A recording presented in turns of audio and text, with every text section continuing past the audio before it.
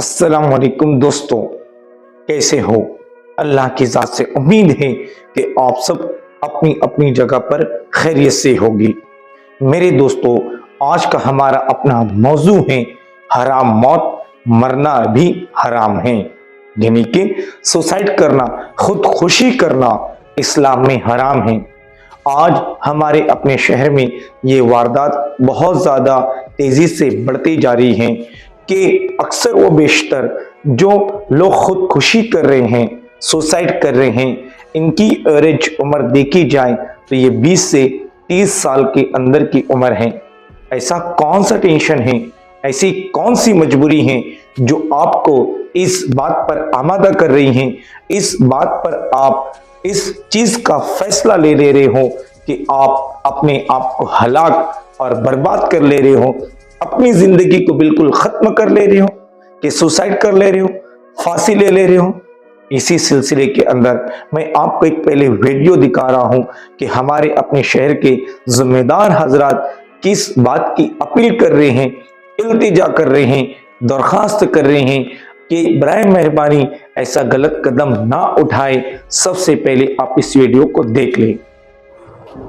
आज तकरीबन 5:30 बजे के करीब में आयशा नगर गली नंबर 7-6 के अंदर एक 21 साला लड़का जिसका नाम फैज़ान शेख सादिक था, उसने अपने ही मकान के अंदर फांसी लगाकर अपने आप को ख़त्म कर लिया। अभी मालेगांव शहर के हमारे खालिद हाजी साहब जिस वक्त उन्होंने कॉल किया मुझे कि यार ऐसा मामला है, और मैं वहाँ पर मौजूद हूँ, हम लोग भी बाहर थे, सभी सोशल वर्कर बाहर थे, तो हम लोग रास्ते में थे। खालिद हाजी साहब ने उन लोगों को बोल के फरहान हॉस्पिटल से इधर सिविल हॉस्पिटल डेड बॉडी लाए, और लाने के बाद अभी आयशा नगर पुलिस स्टेशन के पीआई साहब को इन्फॉर्म किया, पुलिस वाले आ रहे हैं। पंचनामा वगैरह करने के बाद डेड बॉडी उनके ताबे में दे दी जाएगी। और हाजी साहब के साथ उनके घर वालों के साथ मिलकर रात में 11 बजे का तय हुआ है कि आयशा नगर कब्रिस्तान में रात में 11 बजे तदफीन अमल में आएगी। मालेगांव शहर में बार बार ये घटना देखो, अभी 2 रोज़ भी नहीं हुआ, एक औरत ने अपने ही घर में फांसी लगा ली थी नुमानी नगर में। अब ये दूसरा हादसा हो गया। ये लड़के ने तो बाकायदा ऐसा बोला जा रहा है कि उसके दोस्तों को फ़ोन करके बोला कि यार अब तुम्हारे बीच में एक दोस्त नहीं रहेगा। उसकी वालदा को बोला कि अम्मी अब तुम्हारे 4 ही बेटे रहेंगे, एक बेटा नहीं रहेगा।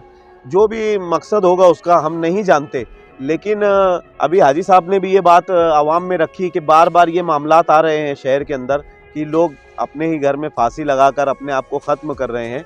तो हम लोग भी ऐसा चाहते कि जो सुझाव हाजी साहब ने रखा है कि एक कमेटी बनना चाहिए मालेगांव शहर के अंदर, और ये कमेटी लुक्कड़ पे जाकर अपने नौजवानों से मुलाकात करे, और मुलाकात करने के बाद उनसे उनकी समस्या पूछे कि यार क्या वजह है मालेगांव शहर में बार बार इस तरीके के फांसी कोई अगर लेता है तो फांसी का ही मामला चलता है।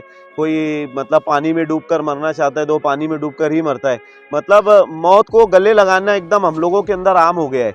सोशल वर्कर बोलो, सियासी लोग बोलो, या उलमाए किराम बोलो, कितनी अपील करेंगे। ये कहीं ना कहीं अपने जो घर के जिम्मेदार होते हैं, जैसे कि कोई बच्चे का बाप हो गया या बच्चे का बड़ा भाई हो गए, जो माँ हो गई, ये लोगों ने क्या करना चाहिए कि अपने घर के अंदर रोज़ रात में बोलो या हफ्ते में एक मर्तबा बोलो अपने बच्चों को लेकर बैठना चाहिए। जो अगर उनको प्यार नहीं मिल रहा है कि यार किसी वजह से वो माँ बाप से दूर हो रहे हैं, भाइयों से दूर हो रहे हैं, अपनों से दूर हो रहे हैं, और मोबाइल के अंदर वो डिप्रेशन का शिकार हो रहे हैं, तो उन्होंने अपने बच्चों को लेकर बैठना चाहिए, हफ्ते में एक मर्तबा बोलो या महीने में एक मर्तबा, और उन लोगों से उनकी समस्या पूछना चाहिए कि यार क्या वजह है बेटा, तुम लोगों को कोई परेशानी तो नहीं है, अगर परेशानी है तो आप लोग हमको बोलो। या अभी पीछे हम लोगों ने सोशल मीडिया के ऊपर बार बार ये वीडियोस चलाकर लोगों से अपील की थी, तो काफ़ी लोग हम लोगों से आके मदद भी मांगते थे।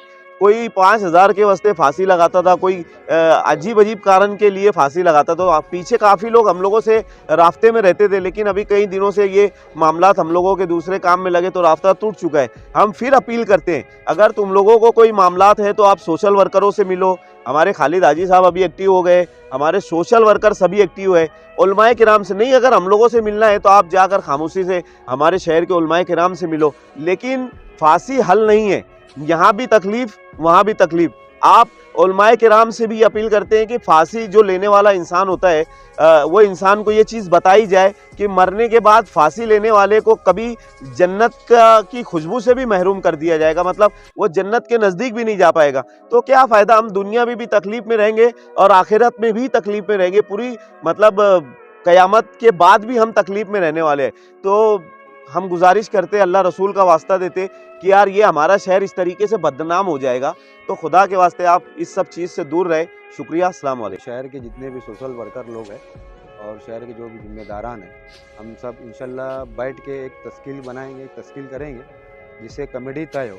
और मेरे तमाम दोस्त अहबाबों से बोलना है, मैंने इससे पहले भी बैठ में कहा कि जो अपने अपने दोस्त हैं सब अपने अपने दोस्तों से पूछो कोई तकलीफ़ तो नहीं है, अपने अपनी बातें अपने एक दूसरे को शेयर करो, चाहे कोई मामला हो, चाहे कर्जे का मामला हो, कोई अपने को डिस्पर्शन कर रहा है या कोई अपने को हरेसमेंट कर रहा है या अपने को कोई ब्लैकमेल कर रहा है, कोई भी वजह से अगर कर रहा हूँ तो अपने दोस्तों के अंदर शेयर करो, उसको क्या बातें शेयर करो कि मेरे को ये तकलीफ़ है, मेरे को वो तकलीफ़ है, कि मेरे को इसके पास लेके जाओ या ज़िम्मेदारों के पास ले जाओ। कम से कम हमारे जैसे ज़िम्मेदारान हैं शहर के अंदर, उलमा इकराम है, उनके पास जाके हमारी जो तकलीफ़ है, तुम्हारी जो तकलीफ़ है एक दूसरे को बताए ताकि हम उसका हल निकाल सकते। और मेरी तमाम जितने भी मस्जिद के इमाम साहब है, जितने भी मुफ्ती हजरात है, जितने भी उलमा इकराम है, अपनी अपनी तमाम पूरे शहर की जितने भी पूरी दुनिया की मस्जिद है, जितने कहीं भी है, हराम मौत के ऊपर ज़्यादा से ज़्यादा बयानात करें ताकि हमारे मुसलमान कौम के बच्चों के अंदर वो बातें दिलों के अंदर उतरी। क्या आप लोगों की बात असर होती है, आप लोगों की बात असर कर जाएंगी इंशाल्लाह। मेरी तमाम उलमा इकरामों से गुजारिश है, हर मस्जिद के अंदर ज़्यादा से ज़्यादा जुमा के अंदर भी, और मैं समझता हूँ हर जुमा के अंदर इसके ऊपर ज़्यादा से ज़्यादा हराम मौत के ऊपर आप लोग बयानात दीजिए ताकि उसके ऊपर आप लोग मुसलमानों के ऊपर उसके ऊपर असर पड़े। भाई इतना ही बोलना चाहिए। आपका ये जो सवाल है, जो अभी आपने बोले कि उलमा इकराम से वाकिफ है, हमने ये सवाल रखे थे उनके पास, मगर उलमा इकराम का यही जवाब आया कि यार मस्जिद के अंदर जुमे की अजान होती है और अजान होने के बाद जब खुतबा होता है, खुतबा तलाद होने के बाद लोग मस्जिद पे हाजिर होते हैं, तो उनको क्या हम बयान सुनाएंगे? इसके ऊपर उलमा इकराम आगे आए थे बढ़ चढ़ के, इसके ऊपर आप क्या बोलेंगे? देखो मेरा तो ऐसा है, मैं बहुत एक गुनहगार इंसान हूँ, है ना, मैं तो ज़्यादा बोल नहीं सकता हूँ, लेकिन मेरे दोस्तों, अब आपने इस वीडियो को देखा। इस वीडियो के अंदर जिम्मेदारान पूरे शहर के लोगों से अपील कर रहे हैं।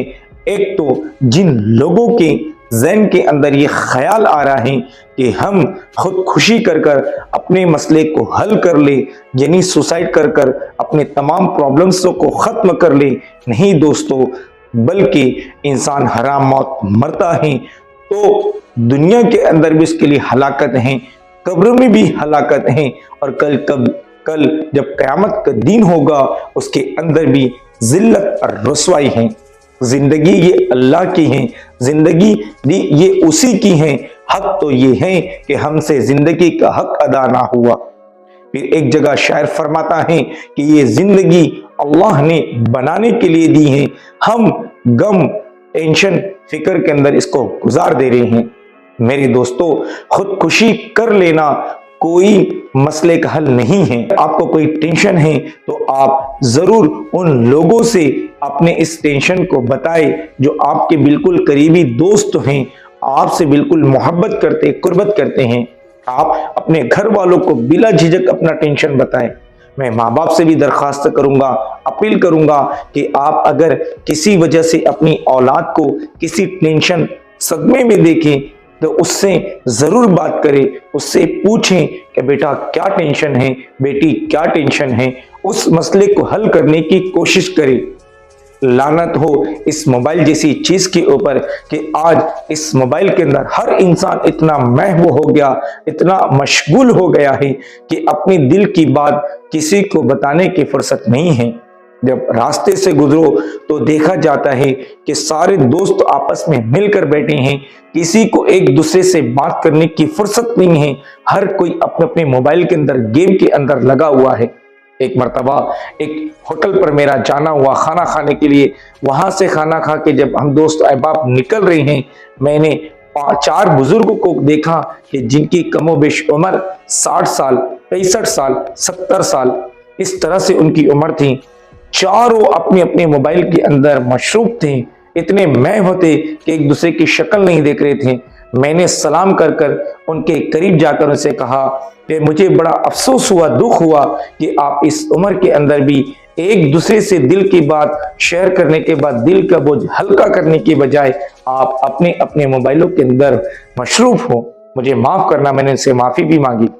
मेरे दोस्तों, पहले के दोस्त ऐसे थे, घर से निकलते थे, सारी अपनी पर्सनल बातें हो या कोई और बातें हो एक दूसरे से शेयर करते थे और दिल के बोझ को हल्का करते थे।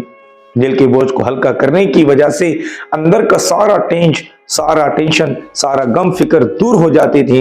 लेकिन आज ये मसरूफ चीजों ने हमको इतना मसरूफ कर दिया कि बच्चे आज सुसाइड करने पर मजबूर हो जा रहे हैं।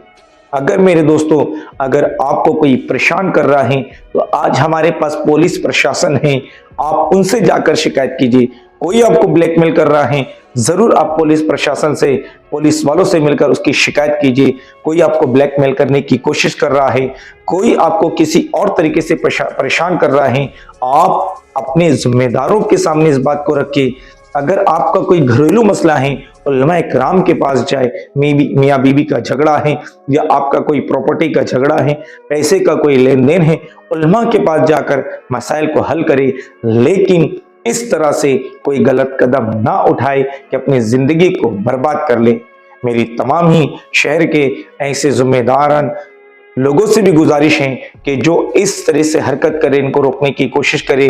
और उन नौजवानों से भी मैं अपील करता हूं जो अपने ज़हन के अंदर ये गलत फितना, ये गलत ख्याल रख रहे, बिल्कुल निकाल दे।